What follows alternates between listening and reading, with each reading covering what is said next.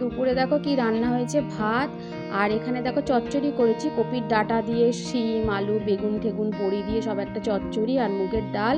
আর আজকে মঙ্গলবার নিরামিষ বলে এদিকে পাঁপড় ভেজে নিলাম। তো সমস্ত খাবার দাবার রেডি করে টেবিলে চলে এসেছি খেতে। এবার খাওয়া দাওয়া করব। তো খাওয়া দাওয়া করে তো ছাদে গেলাম, ছাদের থেকে সমস্ত জামা কাপড় তুলে আনলাম। তো এবার পাট পাট করে ভাঁজ করে নেব। তো আমরা ঘুরতে গেছিলাম, সেই জন্য প্রচুর জামা কাপড় পড়েছিল, এক এক করে সমস্ত ও সব গুছিয়ে নেব।